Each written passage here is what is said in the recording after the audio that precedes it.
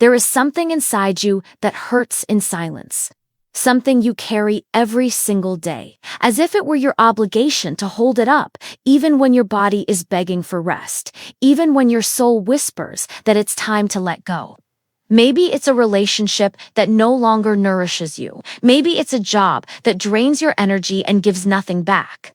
Maybe it's an old behavior, a belief about yourself, or even a version of you that no longer fits the life you want to live. And yet, you hold on. You hold on because you're afraid of the emptiness. You hold on because you're afraid of regret. You hold on because you don't know if you'll have the courage to face what comes after, or if there will even be anything after. But the truth is, holding on to what has already died inside you is not loyalty. It's not persistence. It's not strength. It's fear, disguised as commitment. And that fear has a name: attachment to the familiar, even when the familiar hurts you. It's the terror of the uncertain, even when the certain no longer exists. It's emotional paralysis, that state where you don't move forward, you don't go back, you just survive. And surviving is not living. You deserve more than this. You deserve to feel lightness, where you now feel heaviness. You deserve to make space for the new, even if that means walking through the pain of letting the old go. And if you're here right now reading these words, it's because a part of you already knows this. A part of you is already ready. This is another Headspace Talks. Let's go together. Have you ever stopped to think why it's so hard to let go? Why, even knowing something doesn't feel right anymore, you stay there, stuck, as if an invisible force were stopping you from leaving. That force exists, and it has deep roots, tangled in layers of fear, guilt, and emotional conditioning you can't always name. Often, what holds you isn't love for the situation, it's fear of what comes after, fear of the void, fear that if you let go, you'll never find anything like it again. Fear that maybe you're not strong enough to start over. This fear didn't appear overnight. It was built over years, through experiences that taught you that change hurts, that leaving equals losing, that letting go is giving up. It was fed by voices telling you that you should endure more, try more, be more patient, more understanding, more tolerant. But none of that is true. Letting go is not giving up on something that could still work. Letting go is recognizing that something has already fulfilled its purpose in your life, and that now, insisting on it is making you sick. It's realizing you're not abandoning anything, you're saving yourself. There is also another invisible force keeping you stuck: guilt. That heavy, suffocating guilt that makes you feel that if you leave this person, this job, this situation, you'll be the villain of the story. You'll be the one who couldn't handle it, who didn't have patience, who didn't appreciate what you had. And so you stay. You sacrifice yourself. You shrink. You erase pieces of yourself to fit into something that was never meant for you. Because you were taught that walking away from what hurts you is selfish. That persisting through pain is noble. That suffering in silence is love. But what if I told you that the real selfishness is staying in something that destroys you just so others won't be disappointed? What if I told you that you don't have to burn yourself just to keep someone else warm? What if I told you that the most important person in this whole equation has always been you, and forgetting that is the biggest betrayal you can commit against yourself? Then there is the fear of judgment. What will people think? What will they say? How will you explain yourself? How will you justify it? And suddenly, you realize you spent so much time constructing a narrative for others that you forgot to build one for yourself. You forgot to ask, and me? How am I? What do I feel? What do I need? These are the invisible causes that keep you stuck. Not iron chains, but just as strong. Made of fear, guilt, shame, and conditioning. And they only break when you finally recognize they exist and that you have the power to cut them. And while you try to decide, a voice begins to speak inside you. It whispers doubts. It screams fears. It paralyzes you with questions you don't know how to answer. What if I regret it? What if I never find someone like this again? What if this is just an impulse and I'm acting emotionally? What if I'm weak for not being able to endure anymore? This voice is cruel. It doesn't let you breathe. It traps you in an endless loop of what ifs, because it knows that as long as you're stuck in questions, you won't take action. As long as you're in what if, you won't be in I will. And the worst part, this voice disguises itself as logic. It convinces you it's protecting you, helping you think clearly, preventing you from making a disastrous mistake. But in reality, it's sabotaging you. It's keeping you hostage to fear. Because the truth, as terrifying as it is this. You will never have all the answers before you act. You will never know for sure if you'll regret it. You will never have a guarantee that something better will come. You will never have a manual telling you exactly what to do, step by step, with no room for error. And that's okay. Life is not made of certainties. Life is made of choices you make without knowing the ending. And some of those choices will be hard. Some will hurt. Some will make you question everything you thought you knew about yourself. But you know what hurts more than making an uncertain decision? Looking back in 5, 10 years and realizing you wasted your time, your energy, your life, holding on to something that should have been released long ago. Realizing you chose fear instead of choosing yourself. Realizing you let the voice of doubt speak louder than the voice of your own soul. That inner voice that paralyzes you is not your ally. It's the echo of all the fears you've carried, all the times you were taught to doubt yourself. All the moments you learned your intuition wasn't trustworthy, but your intuition has always been trustworthy. Always. You already know what you need to do. You've known for a long time. What you lack isn't clarity, it's courage. Courage to listen to another voice, the one that quietly whispers beneath everything. You deserve peace. You deserve lightness. You deserve freedom. And when you start listening to this voice, when you give it more space than fear, something shifts. You realize emotion is not your enemy, it's your compass. That the urge to leave, to let go, to walk away, is not weakness. It's your body's wisdom telling you you've reached your limit. Because your body always knew. It knew before your mind accepted it. It warned you with exhaustion, with aches, with sleepless nights, with that tightness in your chest every time you had to face that situation. And now, it's time to listen. And here, I need to tell you something very important, something maybe no one has told you before. You need to forgive yourself. Forgive yourself for staying too long. Forgive yourself for not seeing it sooner. Forgive yourself for believing you could fix it, change it, make it work if you just tried a little harder. You did the best you could with what you knew at the time. And now you know more. Now you see more. And that doesn't make you weak for taking so long. It makes you brave for finally being willing to act. Often, the biggest obstacle to letting go is not the situation itself, but the guilt you feel for being in it. The shame of admitting you were wrong, the pain of recognizing you lost yourself along the way, that you gave up parts of yourself you never should have sacrificed. But look at me. You don't need to carry that. You don't need to punish yourself for trying. You don't need to blame yourself for believing.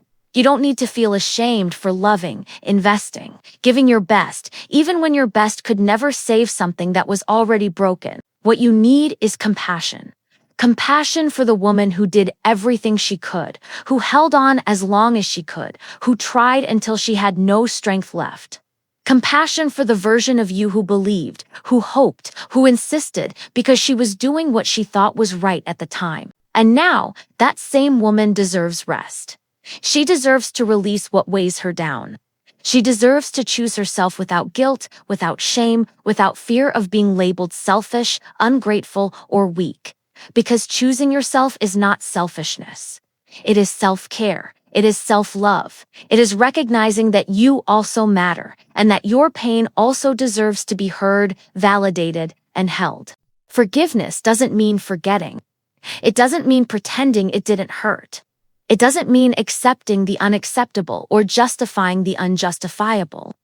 Forgiveness means freeing yourself from the prison of guilt. It means saying, I did what I could. I learned what I needed to learn. And now, I move on. And you know what happens when you forgive yourself? You get your energy back. All that energy that was trapped in guilt, shame, and self-judgment, it returns to you. and you can use it to rebuild, to restart, to create something new. So today, right now, I invite you to do something. Place your hand on your heart and say out loud or silently, I forgive myself. I did the best I could. And now, I choose myself. Say it as many times as you need until you begin to believe it. And you know what's liberating? What can lift a huge weight off your shoulders? Realizing that you don't need to let go all at once. Letting go is not a single, dramatic, final act like in the movies. Letting go is a process. It's a series of small choices you make every day, sometimes every hour, sometimes every minute. It's choosing not to answer that message. It's choosing not to justify what hurts you. It's choosing to go one day without trying to fix what cannot be fixed.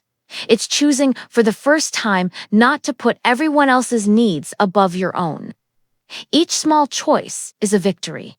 Each moment you choose not to lose yourself in something that doesn't meet you, you reconnect with yourself. With every action, you're saying, I matter. My peace matters. My well-being matters. And that deserves to be celebrated. We often value only the big changes, the huge decisions, the turning points that divide life into before and after. But the truth is, small steps build the journey. Small acts of courage lead you to the big transformation. So look back for a moment. See how many times you've tried, how many times you've questioned, how many times you've felt something was wrong, and still, you're here. Still trying to understand. Still searching for a way out. That is strength. That is resilience.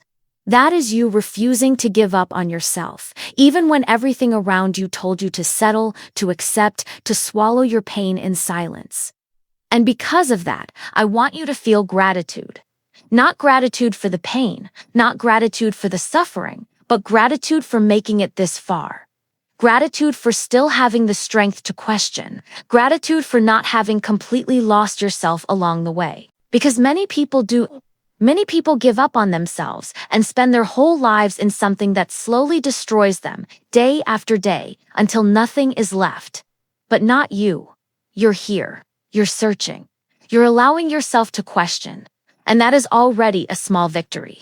A victory that deserves to be seen, recognized, honored. Sometimes the most important gratitude is not for the final achievement, but for the small moments of courage along the way. For the days when you woke up and decided to try again. For the nights when you cried but didn't give up. For the moments you felt alone but didn't abandon yourself. You are stronger than you think. And that strength, the one that brought you here, is the same strength that will take you where you need to be. So celebrate every step, every doubt overcome. Every time you chose yourself, even if only for a moment, because these are the moments building your freedom. Now, I need to ask you a question that might be the most important of all. Do you believe you deserve to be happy? This is not a rhetorical question. It's a real, deep question that requires an honest answer. Because many times we don't let go of what needs to go because deep down, in the deepest part of us, we don't believe we deserve something better. We think that what we have is the best we can get. That this person, this job, this situation is all that's available to us. And that if we let go, we'll end up with nothing. That nothing is worse than the little we have, even when that little hurts us every day. But that is a lie. A lie you've told yourself so many times that you started to believe it. A lie planted in you by past experiences, by words that diminished you, by moments that made you feel you weren't enough. But the truth is this: you are enough. You always were. You are not defined by what you tolerate. You are not defined by how much you endure. You are not defined by how much weight you can carry without breaking. You are defined by who you choose to be when you finally allow yourself to let go. And who do you choose to be? Someone who loves herself enough not to accept less than she deserves. Someone who respects herself enough not to shrink for someone else's comfort. Someone who values herself enough to know that temporary emptiness is better than permanent pain. Letting go is an act of love. Love for yourself. Love for your peace. Love for your future. Love for the woman you can become when you're no longer carrying the weight of something that has already died. And that love is non-negotiable. It cannot be postponed. It cannot be sacrificed for anyone, not even for someone you deeply love. Because if you don't love yourself first, if you don't choose yourself first, who will? If you don't defend your peace, who will defend it? You deserve to be in places that help you grow. You deserve to be in environments that feel good. You deserve relationships that nourish you, inspire you, remind you of who you really are, not who you need to pretend to be accepted. And if something in your life doesn't offer that, then it's not for you. Simple as that. It doesn't matter how long you've been there. It doesn't matter how much you've invested. It doesn't matter how many memories exist. If it no longer supports you, if it diminishes you, traps you, drains you, then it's no longer your place. And it's okay to let go. It's okay to recognize that something that was once good no longer is. It's okay to change your mind. It's okay to choose yourself because you deserve it. You always did. And the sooner you believe that, the sooner you'll be able to release what holds you back and make space for what sets you free. And while you're thinking about the future, about what could happen, what could go wrong, the fear of the unknown, you forget the most important thing, the now, what is happening right now, in this very moment, while you're still holding on to what should be released. You are draining yourself. You are losing yourself. You are living on autopilot, taking deep breaths before you walk into the house, before you open that conversation, before you face another day in a situation that suffocates you. You are carrying an invisible weight no one sees, but you feel in every cell of your body. A weight that exhausts you before the day even begins. A weight that steals your sleep, your energy, your will to live fully. And that is not life. That is survival. The present is the only moment you truly have. The past is gone. You cannot change it. The future hasn't arrived. You cannot control it. And while you're stuck between what was and what might be, you lose what is. You lose the now. You lose the chance to live this moment with presence, peace, and freedom. Letting go is an act of presence. It's saying, I will no longer waste my now trying to save what has already ended. I will no longer sacrifice my present for a past that won't return or a future that may never come.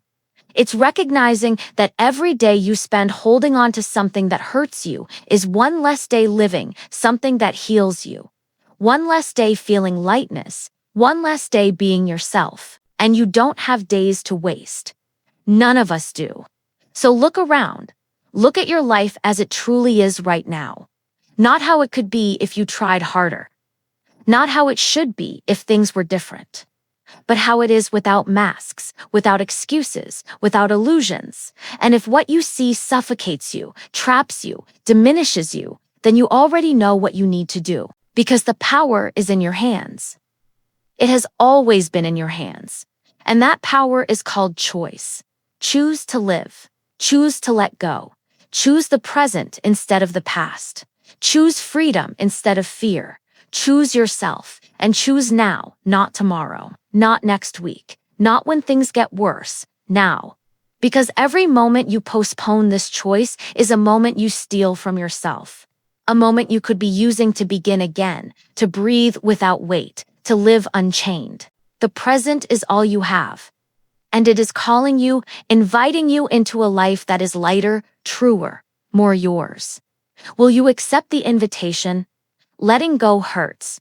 I won't lie to you. I won't say it's easy, that one day you'll wake up and simply feel nothing, that the pain will disappear like magic. It will hurt, it will be uncomfortable, it will be scary. There will be nights when you'll question everything, when you'll wonder if you made the right choice, when you'll miss even what hurt you, because humans are like that. We cling even to pain when it becomes familiar. But do you know what hurts more? Much more. Continuing to carry what has already died inside you. Continuing to pretend everything is fine when nothing is fine. Continuing to sacrifice yourself for something or someone who does not choose you the way you choose them. Because when you finally let go, something magical happens. You create space. Space to breathe. Space to feel. space to live. And that space, which at first feels like a terrifying emptiness, is actually a doorway. A doorway to new experiences, new people, new feelings, new versions of yourself. Think of a closet filled with clothes that no longer fit you. Clothes from an old version of you, from a time that has passed, from a person you no longer are. You can't put anything new in there while the old takes up all the space. You can't renew your wardrobe if it's stuffed with things you don't wear. But when you finally remove what no longer fits, when you do that painful but necessary cleanup, when you let go of what no longer serves you, what happens? The new comes in. What fits you now? What matches who you are today, not who you were before. And that is exactly what happens in your life when you let go. You are not empty forever. You are empty only long enough for something better to come in. And it will. You might not see it now. You might not believe it yet, but it will, because you have learned. You now know what you no longer want. You recognize the signs of what is not for you. You understand what hurts you, what shrinks you, what traps you. And this time, when the new comes, and it will, you will know what you deserve. You will know what to accept and what to refuse. You will be stronger, more aware, more connected to yourself. You will have boundaries you didn't know how to set before. And all of that will be possible because you had the courage to let go of what needed to leave. Because you chose the temporary pain of change over the permanent pain of stagnation. So, take a deep breath. Feel the pain, but don't let it paralyze you. Feel the fear, but don't let it control you. Feel the uncertainty, but don't let it stop you. Because on the other side of this pain, there is a version of you that is free. A version of you that breathes without heaviness. A version of you that wakes up without that tightness in your chest.